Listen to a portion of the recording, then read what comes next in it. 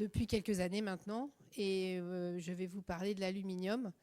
Alors en fait, c'était très intéressant votre présentation, Natacha, parce qu'il y a pas mal de... En fait, nous, on coche pas mal de cases. Et la première case, c'est sur l'existence des supply chains de recyclage qui existent depuis très longtemps dans l'aluminium, parce que l'aluminium a une valeur intrinsèque assez élevée.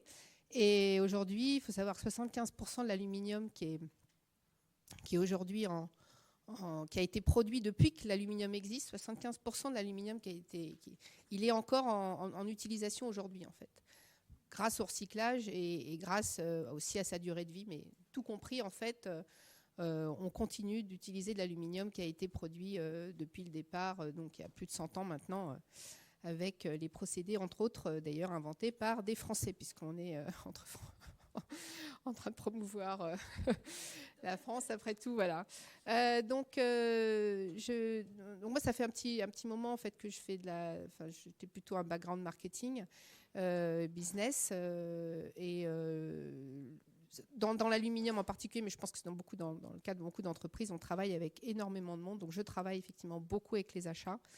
Et peut-être que je vais commencer par présenter. Alors, je ne sais pas comment ça marche, si vous passez ou si j'ai un système pour... voilà, je suis en train de me dire... c'est pas grave. Non, mais ça va. Et d'ailleurs, je voulais aussi ajouter qu'en fait, je reviens de Dubaï hier, j'étais à la COP28 et on fait partie Constellium de la First Movers Coalition. Donc, j'ai fait partie d'un certain nombre de panels ou de présentations sur... il y a eu d'ailleurs une signature en fait, qui fait partie de FMC entre Volvo Truck et un de nos concurrents, Norsk Hydro, sur de l'aluminium, l'achat d'aluminium bas carbone par Volvo Truck lors d'une de ces panels, et un autre étant dédié d'ailleurs à la circularité. Donc ça fait aussi partie des pledges en fait du FMC pour l'aluminium, c'est vraiment d'acheter de l'aluminium recyclé. Donc on est en plein là-dedans. Donc peut-être un petit point sur Constellium, et du coup je vais rebondir sur ce que vous avez dit sur l'aluminium où il n'y a pas de scope 3. En fait, ça dépend de là où on est dans la chaîne de valeur. Voilà. Donc nous, Constellium, on est un peu au milieu du système de la chaîne de valeur de l'aluminium. On est une société qui a un héritage assez important. Pour ceux qui sont un peu plus anciens, peut-être Péchiné vous parlera, ou Rio Tinto, ou Alcan, puisque c'est un peu l'historique de Constellium. Et aujourd'hui, on n'est que dans la partie aval. On n'a plus du tout d'actifs dans la partie amont, ni dans la bauxite, ni dans l'alumine, ni dans l'électrolyse d'aluminium. On est une société d'à peu près plus de 12 000 personnes. Le chiffre d'affaires ne veut pas forcément dire grand-chose, 8 milliards, puisque on est très lié au cours de l'aluminium, parce qu'on achète beaucoup d'aluminium et on le retransforme. Donc, et puis, mais on a quand même pas mal de sites de production, essentiellement en Europe et aux États-Unis, un tout petit peu en Asie et en Amérique du Sud. Et on recycle l'équivalent, c'est pas exactement ça, c'est pas exactement des canettes, il y en a beaucoup, mais c'est l'équivalent de 32 milliards de canettes par an. Donc on est aussi un important recycleur. Alors ce qu'on fabrique, on fabrique des bobines, ça paraît pas ça parle peut-être pas beaucoup, mais on fabrique des bobines, on fabrique des profilés, on fait même des assemblages, notamment pour l'industrie automobile, des batteries pour les véhicules électriques notamment, et aussi on est un très très gros recycleur. Donc peut-être parce que c'est important dans la présentation sur la partie, on va dire, recyclage, on travaille beaucoup avec nos clients, donc c'est important de voir un petit peu quelles sont nos activités. On est beaucoup dans l'emballage, essentiellement dans les canettes, donc c'est le gros bleu que vous voyez, un tout petit peu dans l'emballage flexible, mais surtout les canettes. On est aussi dans l'automobile, c'est notre deuxième marché, à la fois pour des véhicules thermiques, mais de plus en plus pour des véhicules électriques. Et puis dans l'aéronautique, où on fabrique des plaques, notamment pour faire des ailes d'avion, pour faire des fuselages, et aussi pour... il y a même de notre aluminium qui va dans SpaceX ou Ariane. Donc voilà un petit peu les différents. On a aussi tout un tas de marchés un petit peu plus de niche, mais ce sont nos trois piliers, l'emballage, l'auto et l'aéro. Et alors, c'est important cette partie-là parce que ça donne un petit peu l'idée justement de nous, où on est dans la chaîne de valeur. Et en fait, et ce dont je vous parlais, c'est essentiellement du 1 et du 6 en fait. Donc nous, en jaune, nos activités sont celles qui sont en jaune, c'est-à-dire qu'on va acheter celles de nos fournisseurs en bleu et puis en violet celles de nos clients. Donc on va à la fois acheter du métal primaire, c'est à peu près 60% de l'utilisation de notre métal, et on va recycler nous-mêmes du métal. Et c'est à peu près 40% de l'input de notre métal aujourd'hui. Et notre objectif, c'est d'aller plus loin. Donc, on a des investissements dans le recyclage, j'en parlerai ensuite. Ensuite, on va transformer, donc on va laminer ou extruder ces produits. Laminage, c'est comme quand on fait une tarte, on étale avec un rouleau. C'est pareil, le laminage à chaud, le laminage à froid. Et puis le profilé, c'est plus quand on fait des spaghettis. On pousse du métal dans une matrice d'extrusion et on fait un grand profilé. Et puis on fait de l'assemblage pour l'automobile. Donc on travaille avec nos clients et un de nos caractéristiques, c'est on va ingénierer, on va designer des alliages. Puisque l'aluminium n'est pas utilisé pur, c'est trop mou. On va lui mettre des éléments d'alliage et c'est ça qui va assurer des performances spécifiques, que ce soit dans l'emballage, dans l'auto, dans l'aéro, les performances. Et c'est important parce qu'en termes d'éco-design, c'est quelque chose sur lequel on travaille. Historiquement, on a été poussé plutôt pour faire des alliages qui vont exactement répondre aux besoins du client en termes de performance mécanique, en termes de crash, en termes de malléabilité, etc. Seulement après, suivant la complexité du produit, si je prends une automobile, on va se retrouver avec des alliages différents. Et ça ne sera pas forcément facile au moment du shreddage, au moment de la fin de vie notamment. Et même au niveau de ce qu'on appelle le pre-consumer scrap, c'est-à-dire le scrap qui est produit au moment de la transformation du produit chez le client, ça ne sera pas forcément évident d'aller séparer les différents alliages et on ne pourra pas forcément les remettre de la même façon dans les produits. Donc déjà, on est déjà aussi dans l'éco-conception. Et donc c'est le violet, hein, l'éco-design. Et puis enfin, il y a toute cette phase de collection et de collecte et de tri du scrap, enfin du produit en fait en fin de vie, qui dépend soit de filières industrielles, ça c'est typiquement l'auto, hein, fin de vie. Je ne parle pas des avions parce que c'est quand même encore une filière, j'en parlerai à la fin, c'est une filière encore un peu plus complexe à gérer. Mais il y a aussi tout simplement les canettes et ça dépend un petit peu de chacun d'entre nous. Ça dépend aussi des systèmes de collecte qui sont mis en place. Et ça fait partie des choses sur lesquelles on est intervenu aussi dans la COP. On a fait une espèce de call to action, enfin un appel à tous les gouvernements pour mettre en place des systèmes de collecte beaucoup plus performants. Aujourd'hui, on collecte 70% des canettes dans le monde. C'est pas mal, mais la France, par exemple, on n'est pas très bon. On a beaucoup poussé pour que soit mis en place un système de consigne qui concerne la canette, en plus des bouteilles PET. Bon, pour l'instant, on n'y est pas encore. On continue de travailler dessus, on aimerait bien, parce que là, on a vraiment des gisements d'énergie, des gisements de matière qui sont encore significatifs. Et puis nous, on intervient à la fin, quand ces aspects de collecte et de tri sont organisés, on récupère ces déchets et on en fait de nouveau de l'aluminium. On a 2 grosses usines comme ça. On en a une à Neubrisach, près de Colmar, qui récupère des canettes usagées et qui va refaire du métal pour refaire des canettes. Il faut savoir que c'est absolument les mêmes propriétés. Donc ça, c'est aussi une grande force de l'aluminium. Entre une canette, je vous montre une canette 100%, on ne peut pas tout à fait faire 100%, mais mettons 90% recyclé et 90% primaire, il n'y a aucune différence. Il n'y a aucune différence dans la performance, il n'y a aucune différence. Donc ça, c'est aussi une grande force, puisque voilà, le métal revient dans ses propriétés d'origine. Comme on a à la fois cette partie, on achète donc ce métal primaire et une partie de notre métal, on le recycle. Donc, comme dit, on achète des canettes. On a aussi un gros site, j'ai oublié de le mentionner, un gros site aux États-Unis. Là, c'est notre plus gros site en fait de recyclage où on recycle. Il faut savoir que le marché des canettes aux États-Unis, c'est quand même 100 milliards de canettes par an. On n'imagine pas, mais vu la population, ça fait beaucoup de canettes par personne par jour. Et malheureusement, il n'y a pas encore assez de collecte de canettes. Mais on en fait, nous, on en recycle beaucoup. Et en fait, nous, comme on est un peu au milieu de ces systèmes, on achète le métal, on le recycle, on le transforme. En fait, 80% de nos émissions de CO2, et ça fait pas mal d'années, nous, on a lancé, quand je suis rentrée chez Constellium il y a une dizaine d'années, on a fait notre premier rapport de développement durable. À l'époque, on n'était pas coté en bourse, on faisait partie d'un fonds d'investissement, on n'avait pas vraiment d'obligations, mais on a été beaucoup poussé par les clients et donc on a fait notre première. Donc on a une comptabilité carbone qui est quand même un peu ancienne, dans lequel on a dans mon équipe des experts en analyse de cycle de vie, etc., qui ont beaucoup travaillé sur les sujets. Donc on n'est pas parfait, hein, on peut toujours s'améliorer, mais on a plutôt une bonne appréciation de notre empreinte carbone.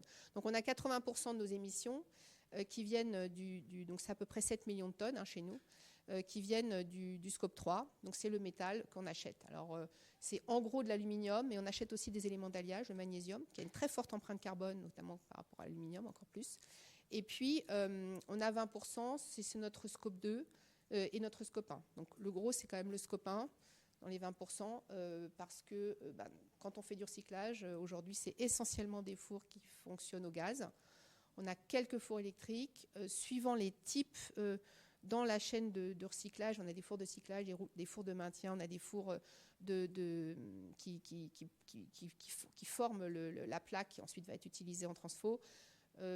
Suivant le type de four, on n'a pas la possibilité nécessairement d'utiliser de l'électricité. Donc ça, c'est un chantier aussi qu'on regarde.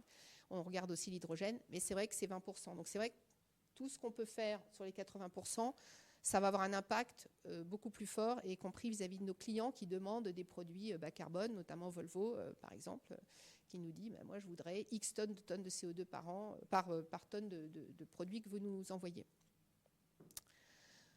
Alors, donc on a effectivement, alors là je vais peut-être décevoir Natacha parce qu'on n'a pas de cible en absolu. On a des cibles relatifs, en intensité. Pour 2030, une des raisons en fait, puisqu'on a eu beaucoup de discussions quand on a construit notre feuille de route 2030 sur comment est-ce qu'on partait en absolu, est-ce qu'on partait en intensité. Une des raisons pour lesquelles on n'est pas parti en absolu, c'est tout simplement qu'on a encore des gisements de croissance importants, et notamment par rapport à l'électrification des véhicules. En fait, il y a une quantité d'aluminium de plus en plus importante qui va être utilisée, et qu'on a d'ici 2030 pas forcément les technologies pour vraiment complètement décarboniser notre scope 1, alors qu'il va continuer d'augmenter puisqu'on va devoir aussi investir dans le recyclage. Donc on est dans une situation un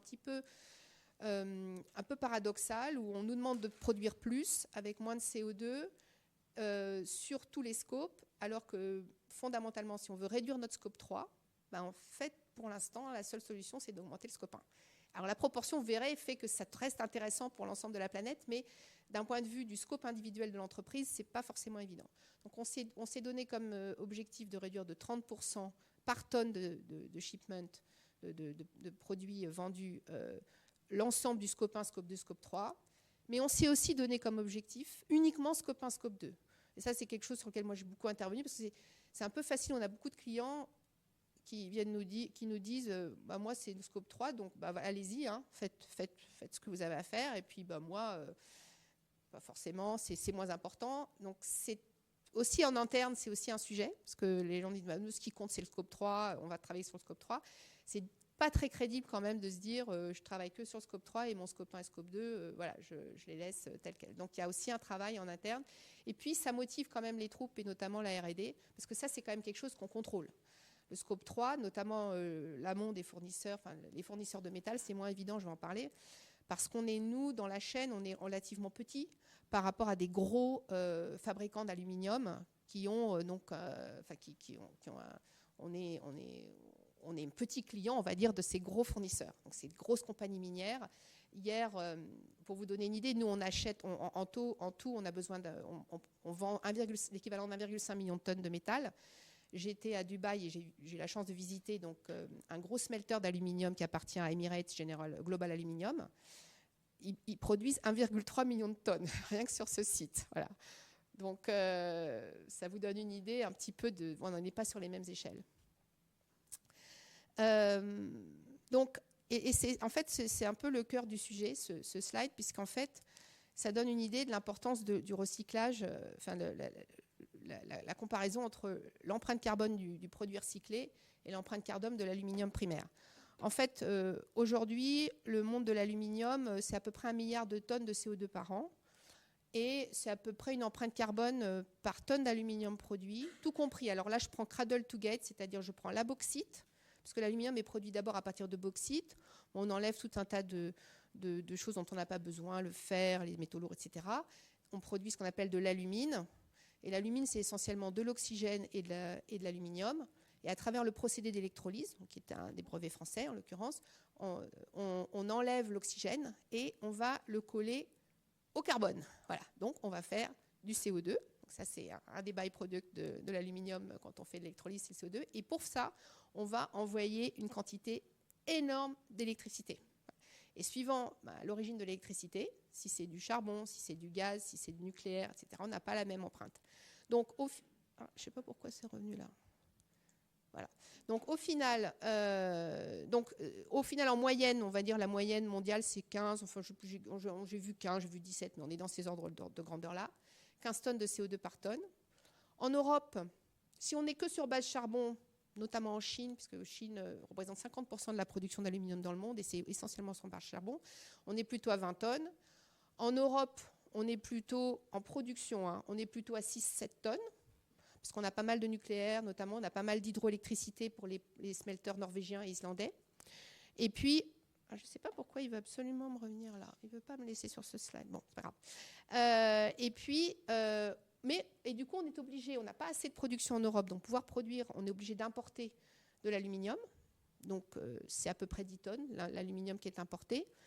Si on prend un aluminium, je prends l'exemple, puisque on est en France, de l'aluminium de Dunkerque, l'électrolyse de Dunkerque, on est à peu près à 4 et quelques tonnes par tonne d'aluminium. Donc là, de nouveau, tout compris, hein, bauxite, alumine, tout ça. Le gros, c'est surtout alumine et smelter. La bauxite, ce n'est pas énormément de CO2. Ça pose d'autres questions, la bauxite. C'est les questions de biodiversité, de reforestation, de droits humains. Donc, c'est un autre sujet puisque ça se situe au niveau des tropiques. Donc, il y a tout un tas d'autres problématiques, mais ce n'est pas celle-là. Et en fait, le recyclage, lui, c'est 0,5. Parce qu'en fait, on prend le produit, il y a un petit peu de transport et on le met dans un four. Et voilà, c'est fini. Et on retrouve exactement les mêmes propriétés. Donc, c'est pour ça que le recyclage, c'est clé. C'est-à-dire que si on recycle, on décarbone l'industrie de l'aluminium. Et plus on recycle, plus on décarbone. D'ailleurs, dans la feuille de route de l'industrie mondiale, il y a une part non négligeable d'investissement dans le recyclage. Et en gros, ils ont considéré qu'à un moment donné, comme il y aura besoin encore d'aluminium pour faire des panneaux solaires, pour faire des voitures électriques, tout ce qui allait être en plus, ça allait être de l'aluminium recyclé. Mais ça veut dire des investissements. Donc, si je reprends un petit peu, et je veux rebondir quelques minutes sur la partie quand même achat, puisqu'on a parlé des achats avant, donc ça paraît...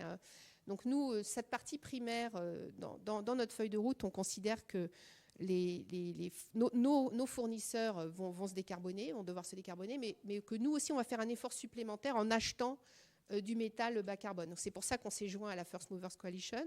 Et donc, on s'est engagé à acheter à l'horizon 2030 10% de nos achats en aluminium de moins de 3 tonnes. Donc, voilà, encore plus bas que le plus bas d'aujourd'hui.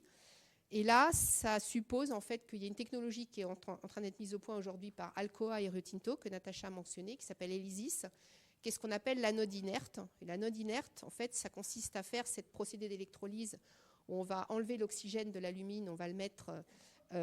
avec le carbone, ben là, cette procédé, on l'enlève, mais sans le mettre avec le carbone. Et donc, il n'y a pas de CO2 qui est produit. Donc, on gagne encore 2 tonnes de CO2 par tonne en moyenne en faisant ce procédé. Donc, il faut encore que... Et là, on est sur des questions... C'est pour ça que la First Movers Coalition, c'est intéressant qu'elle soit supportée par les gouvernements, parce que là, on est sur des investissements qui sont absolument gigantesques, puisque une cuve d'électrolyse, elle fonctionne aujourd'hui avec des anodes telles qu'elles sont aujourd'hui. Et que pour la transformer avec des anodes inertes, il faut faire un rétrofit absolument monstrueux. Donc, ce rétrofit, aujourd'hui, il n'a pas de payback. Donc, c'est pour ça qu'il faut le signal de la demande pour dire, moi, je vais acheter ce métal vert, entre guillemets. Enfin, je n'aime pas trop le mot vert, mais enfin, le bas carbone. Et ça fait partie de notre stratégie.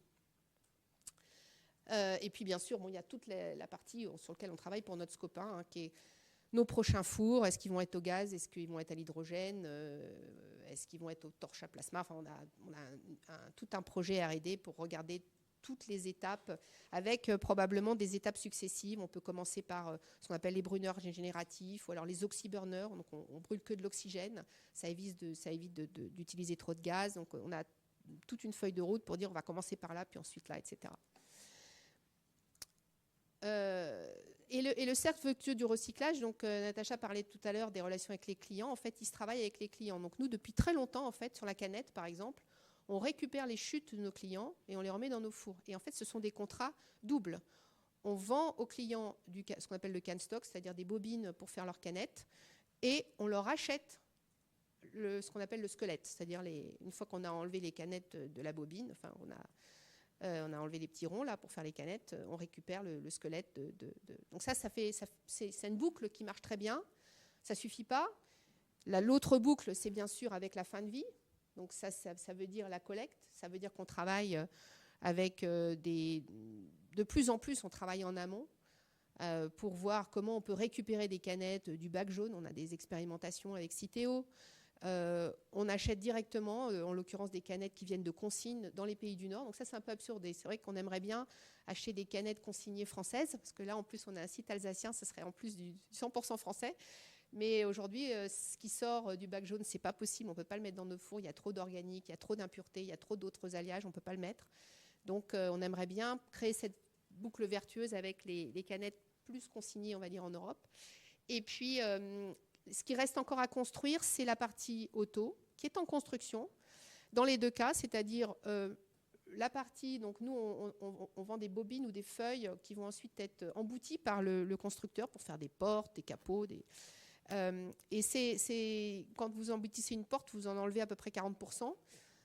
30%, enfin, et donc cette partie-là, il faut qu'on la récupère. Sauf que historiquement, on leur a vendu deux types d'alliages pour des raisons de performance entre les parties intérieures et les parties extérieures.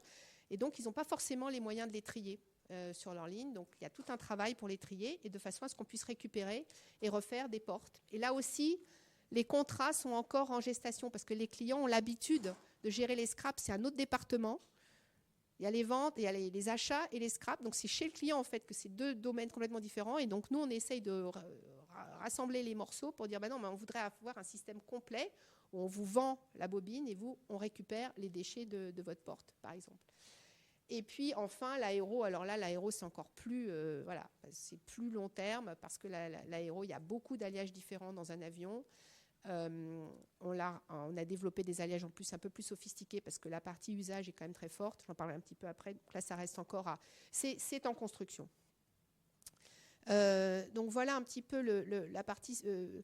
Alors nous, on investit. Donc Constellium, on a annoncé, c'est en cours de construction, un nouvel investissement à Neubrisac, donc qui déjà recycle 150 000 tonnes d'aluminium. Donc on va lui en rajouter encore 135 000 tonnes.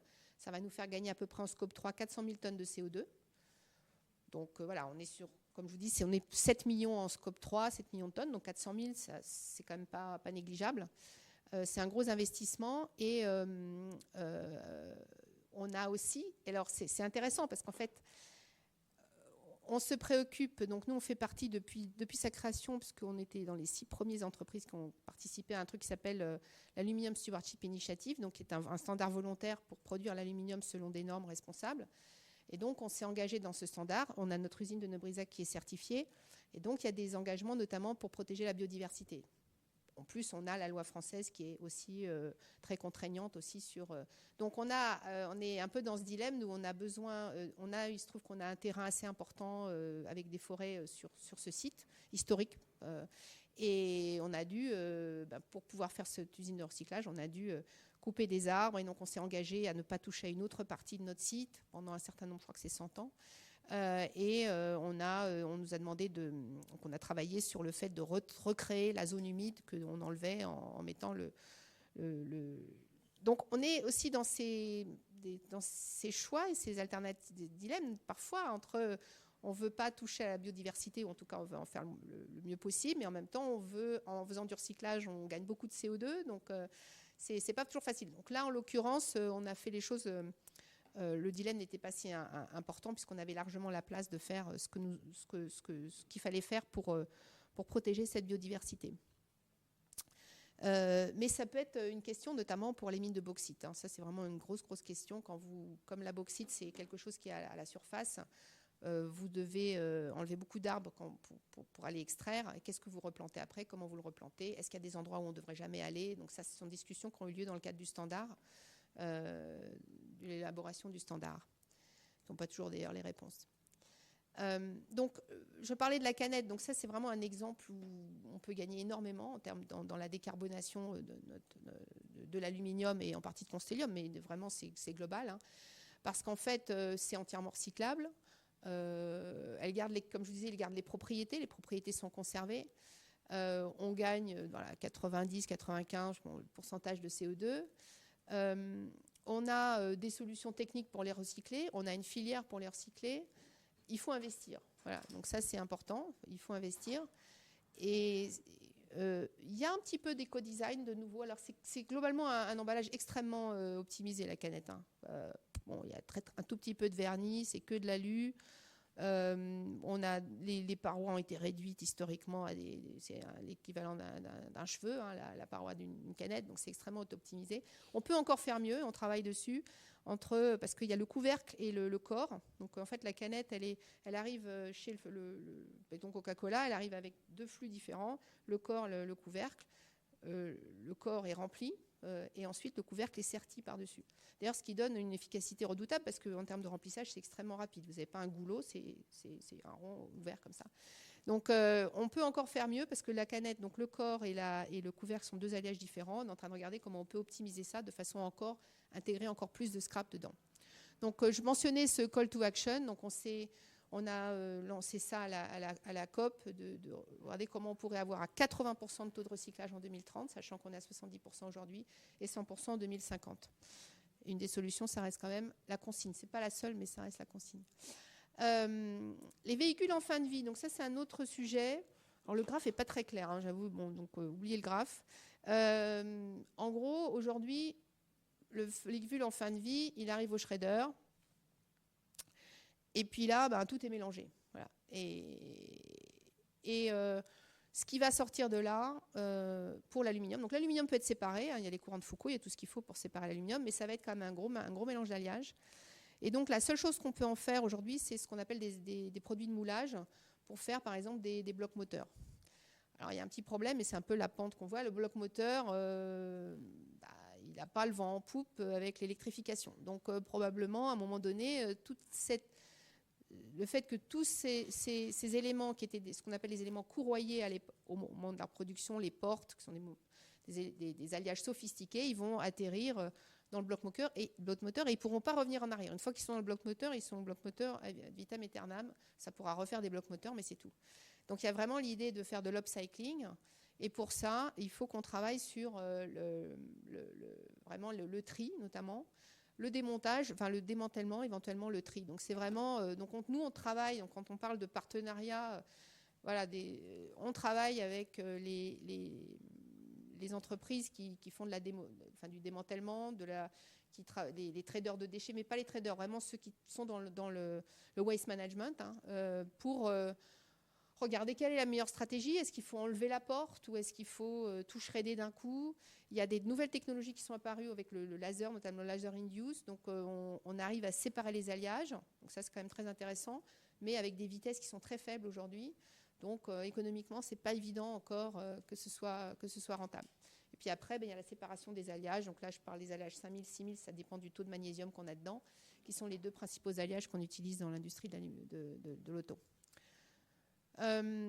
Et puis, dans l'éco-design, c'est l'idée aussi, il y a on va dire des trade-offs, des compromis à trouver avec le client sur la performance, en disant, OK, ce n'est pas tout à fait la même performance, mais on peut intégrer plus de scrap. Parce qu'en intégrant plus de scrap, on a des niveaux de tolérance, de niveaux d'alliage qui peuvent varier, qui peuvent être beaucoup plus fortes. Du coup, on est obligé d'avoir des tolérances un peu plus fortes. Et là, potentiellement, on dégrade un peu la performance, mais on peut trouver des compromis avec le client. On travaille avec le client pour faire en sorte de pouvoir intégrer davantage de scrap dans nos produits.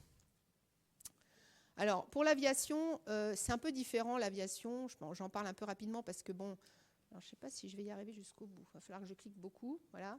On a une analyse de cycle de vie qui dit quand même que le gros du sujet... bien sûr, il y a des tonnes d'aluminium qui arrivent, on peut recycler, etc. Mais le gros du sujet, c'est ça. C'est les 8300, c'est ce qui se passe pendant qu'on vole. Donc, il y a un gros focus pour la décarbonation dans l'aéro sur l'allègement, en fait, parce que c'est ça qui va faire gagner beaucoup de CO2. Mais, alors, de ce côté-là, nous, on a travaillé sur un alliage qui s'appelle Airware avec du lithium. Donc, on me dit, le lithium, mais du coup, c'est encore un alliage différent, problème de tri, machin. Donc, on n'améliore pas forcément la question du tri. Mais par contre, en termes de poids, chaque fois qu'on gagne un kilo, une tonne dans l'aéronautique, c'est hyper important. Mais on s'est quand même préoccupé donc, du recyclage d'Airware, hein, qui est fabriqué, donc, qui est fondu dans notre usine à Issoire, hein, près de Clermont-Ferrand. Et là, on travaille déjà avec les chips. Donc, tout ce qui est usiné par le client, on le récupère, on le refond. Le lithium, c'est un matériau très volatile, donc ça peut prendre feu très vite. Donc c'est un matériau assez complexe à gérer, en termes de, notamment quand on a des chutes qui sont très très fines et un peu huileuses. Donc c'est un travail qu'on a fait. Et même si ce n'est pas énorme effectivement dans la décarbonation de l'aviation, de dire qu'on va décarboner l'aluminium, ce n'est pas la partie la plus importante. On pense que ça vaut le coup quand même de travailler dessus. Donc on travaille avec donc déjà l'éco-design, voir un petit peu quand même pour qu'on arrive à mieux recycler et notamment démanteler. Et pour ça, on travaille avec une entreprise qui s'appelle Tarmac, qui est Tarmac Aerosave, dont je pense qu'un certain nombre de nos clients aéronautiques comme Airbus sont aussi actionnaires, pour voir comment on peut trouver des pilotes en fait, de démantèlement d'avions. Parce qu'aujourd'hui, un avion, c'est très compliqué. Il y a quand même 70% d'aluminium, donc il y a beaucoup d'aluminium. Mais si on ne démantèle pas correctement, on va perdre énormément de valeur dans le recyclage. Donc là, il y a un travail à faire là-dessus. Et puis aussi à l'éco-design, donc peut-être qu'on peut faire de nouveau des compromis sur les alliages qu'on leur fournit. Et donc c'est le sens de ce démonstrateur en fait, de Tarmac. Donc nous, on apporte notre savoir-faire métallurgique, hein, bien sûr, on est des métallurgistes, on sait faire des alliages, on sait les transformer. Et Tarmac, ils apportent leur expertise dans le démontage fin de vie et la valorisation des avions. Alors la problématique des avions fin de vie, donc on a toujours cette image d'avions dans le désert là, qui font rien et qui voilà. Faut savoir quand même que c'est une toute petite partie, tout petit pourcentage de l'industrie de l'aluminium. L'aéronautique, c'est très visible, mais d'un point de vue matérialité, c'est pas si important que ça. Je pense qu'il y a une question d'image, et puis il y a aussi une question de valorisation, parce que tout ça, au-delà de l'aluminium, il y a des éléments d'alliage qui sont quand même très chers. Et là, il y a vraiment une question de la valorisation bon, puis ça paraît pas acceptable de se dire qu'on les met dans le désert, on ne pourra pas les mettre ad vitam aeternam dans le désert, donc il faut de toute façon s'en occuper. Voilà, donc je n'ai pas regardé l'heure, je ne sais pas si... C'est bon ? D'accord, bon ben voilà, j'ai plus qu'une conclusion. Ce qui est clair, c'est que le recyclage, il est clé dans la décarbonation de l'aluminium, hein. On a la chance d'avoir un matériau qui se recycle très facilement, qui a de la valeur, donc il y a des chaînes de valorisation, et il peut se recycler. Alors, vous entendrez parfois, il se recycle à l'infini. Moi, j'aime pas trop, parce qu'en fait, la réalité, c'est qu'il y a quand même un peu de perte au feu au fur et à mesure. Donc, l'infini, ça paraît un petit peu... c'est un petit peu exagéré, mais en tout cas, on peut le recycler de très nombreuses fois, et on continue d'avoir la valeur. Il faut vraiment qu'on arrive à collecter les canettes. Alors, il y a d'autres sujets dans l'emballage, hein. Il y a aussi le flexible, notamment les matériaux composites avec de l'aluminium et du plastique, par exemple. Donc ça, c'est un sujet sur lequel... Donc il se trouve que moi, je préside une organisation qui s'appelle France Aluminium Recyclage, qui travaille essentiellement là-dessus, donc avec Citeo et puis nos partenaires clients, pour regarder comment se comportent ces matériaux quand ils arrivent dans les centres de tri. Il n'y a pas longtemps, j'ai visité le centre de tri de Saint-Fons, là, près de Lyon. Alors, ils font un travail remarquable. Il y a ils ont 2 courants de Foucault, donc ils arrivent à retrouver pas mal d'aluminium, de petits aluminiums. Mais il ne demeure pas moins que, compte tenu de la façon dont fonctionne le système aujourd'hui et puis le comportement des utilisateurs, il y a quand même 30-40% de déchets qui partent en incinération. Donc, ils arrivent au centre de tri, de la poubelle jaune, et ils repartent après. Et Saint-Fons, ce n'est pas le pire. Au contraire, c'est plutôt un bon centre de tri. Donc, on a vraiment cette question, la question du tri et de l'éco-design. Donc, on travaille avec les clients sur la part d'aluminium. Est-ce qu'il faut essayer d'éviter le complexe? Comment on peut trouver des façons de façon qu'à l'origine du produit, le litre du pot de yaourt, le blister pour la pharma, tous ces produits en alu, ils arrivent à être recyclés. Donc, il y a la question du tri. Donc, c'est ce que je disais. Bon, par exemple, on sait que quand on a 2 courants de Foucault, on arrive à séparer les petits alus, les gros alus, et ça va aller dans des chaînes de valorisation bien meilleures. Donc, ça, par exemple, c'est un exemple. On a pu constater ça. Pour les véhicules en fin de vie, on est plutôt sur des technologies un petit peu nouvelles. Et puis, l'éco-conception. Donc, travailler avec les clients, réduire le nombre d'alliages, faire en sorte que ces alliages acceptent du scrap, beaucoup plus de scrap.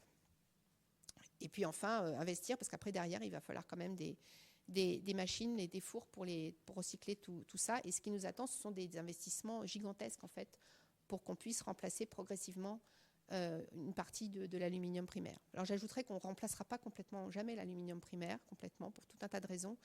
y compris la croissance, parce que pour l'instant, tant qu'il y a de la croissance, ça veut dire qu'on doit réinjecter. En tout cas, sur les 10, 20, 30 prochaines années, je pense que ce sera... Donc, il y aura aussi un effort à faire du point de vue de l'aluminium primaire pour se décarboner. Voilà.